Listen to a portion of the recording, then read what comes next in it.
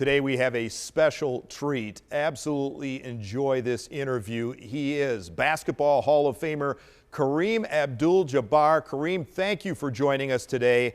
What a pleasure. And you're a former player for both of these teams, the Bucks and the Lakers. What does it mean to you that both franchises are near the top of the NBA of late?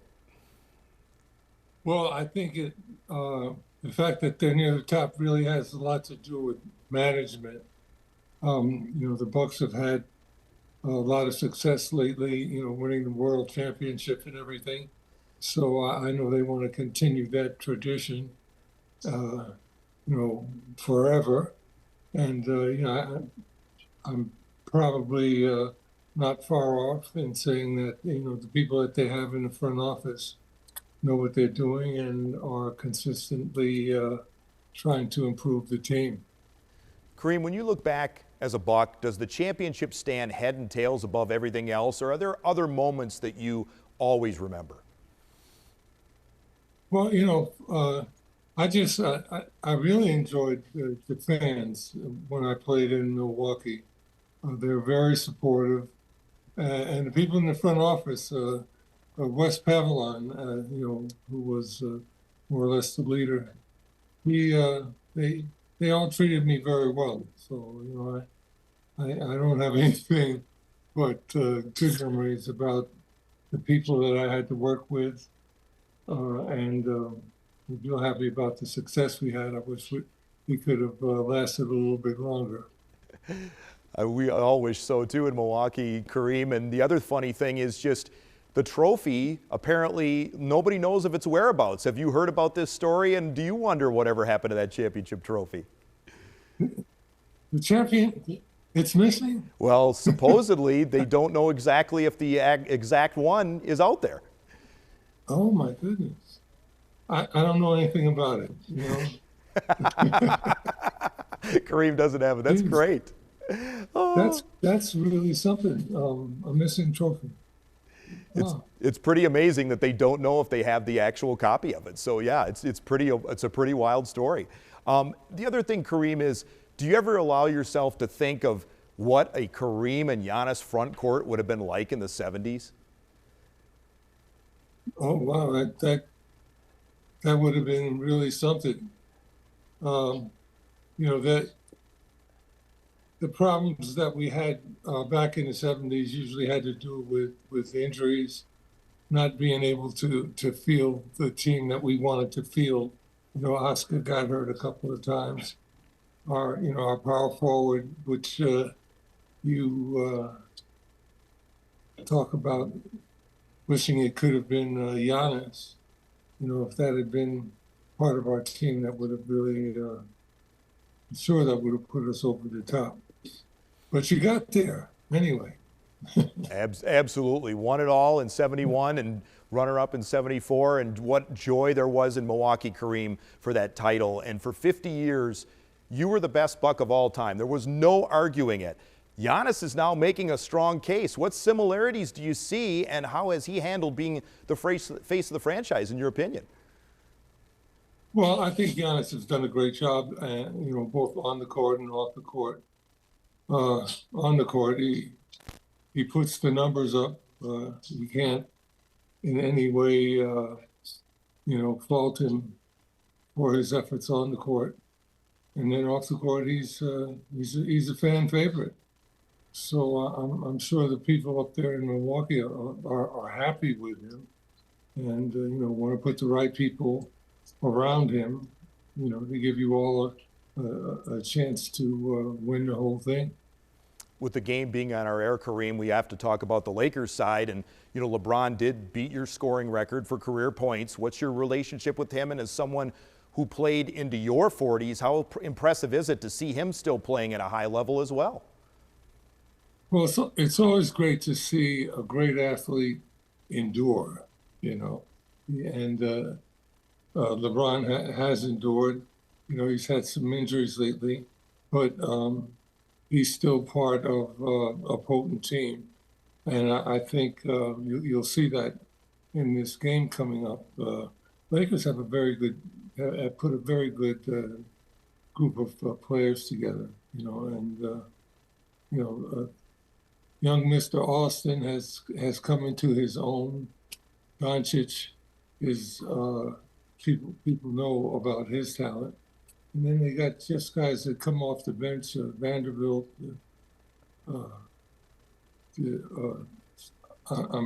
I'm forgetting how to pronounce his name, but they filled in the players that they need on the front line, and they go after it. It's not going to be an easy night out for any of their opponents once LeBron comes back. They're going to have their hands full with the firepower that they have. So I'm sure that you'll enjoy seeing the improvement in both teams. I heard the Bucks have been working hard to patch up any needs that they might have. Should be a good game. Absolutely. No, the Bucks are definitely better defensively, Kareem, and they have a better bench. You mentioned it. And then also you mentioned Luka Doncic. He was traded away early in his career like you, both superstars. How did you react to the trade, and how was Luka adjusted from your viewpoint in L.A.? Well, I think, Luka has brought all of his skills with him. There was nothing missing when he stepped off the plane. I think the Lakers did the right thing. They had to give up a very important player, but Luka is someone that they have built around, and things are looking up. No doubt about it. No doubt about it. And the new buzzword term, Kareem, in the NBA is obviously load management. I know you played in an era where a lot of times it was very physical. What are your thoughts on just that whole situation? Well, some people can play a lot of minutes. Some people can't. Some people give you a real great couple of minutes, and then they get tired. Everybody's brings a different quality to a team. That's why the team aspect of basketball is so important. You have to appreciate the coaches, and the players have to appreciate what everyone has to offer and how long they can perform at top level. And everybody has to accept that. So that's a team. That when you understand that and everybody agrees that, hey, this is how we succeed, and they go out there and succeed. So everybody's building toward that moment. And should be very, very interesting. The season this year, just that there's a lot of talent in the league now, and it's spread out, and a lot of teams feel that they got a shot at it. That's great for the game. No doubt about it. You're still beloved here in Milwaukee, and so is the movie Airplane, the Zucker brothers, Jim Abrams.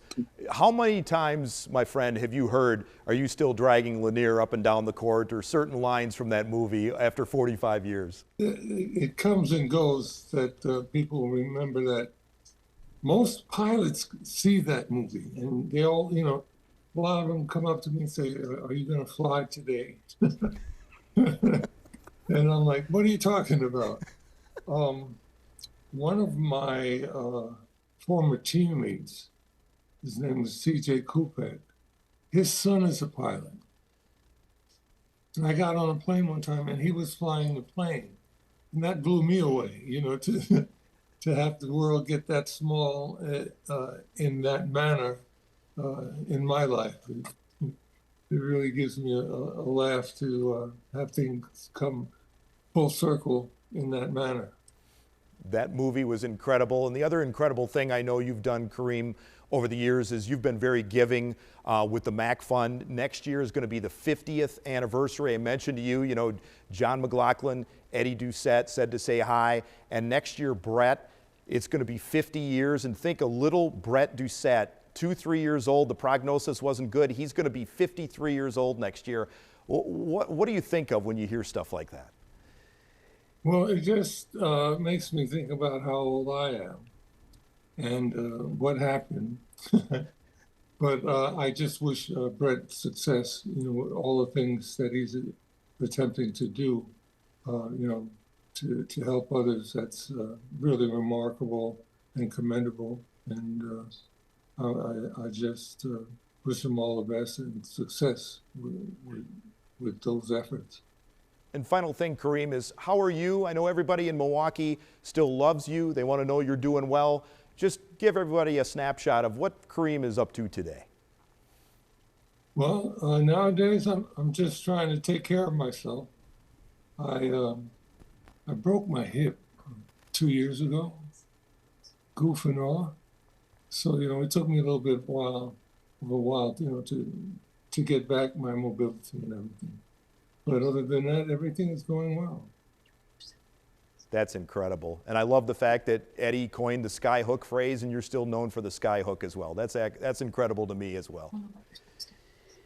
Yeah, and I write a Substack twice a week, and the various things that come into my mind, my memory and my opinions on various things. We love it. You're more than one thing, Kareem. We always love the fact that you have been very giving to Milwaukee and the Bucks and the Lakers, and your link to this whole situation and your Substack thoughts and things like that. Kareem, thank you so much for the time today. It has been a pleasure. Tell all the fans in Milwaukee, I wish them well, good luck. Might see them at the end of the season, and that will be real interesting. I'm sorry about what happened with the Dodgers and the Brewers. My good friend Magic went up there and he had a good time. So I know you guys want to even that out. Maybe we'll get to see that happen again. I hope so. I'm going to come up and catch one or two of those games. I was a big fan of the Brewers while I was still playing there, and the team was its initial years. And I enjoyed what I saw of the early Brewers. So all the best, and good luck this season. We appreciate it, Kareem. We saw Magic both here in Milwaukee and LA. He's got bragging rights for now, but we're going to take you up on that, and we're going to invite you to a game next year, my friend. How about that? Yeah, I'd love to come and see a game or two. I spent some time in the stadium. Good memory. That's awesome. Kareem Abdul-Jabbar joining us right here on CBS 58.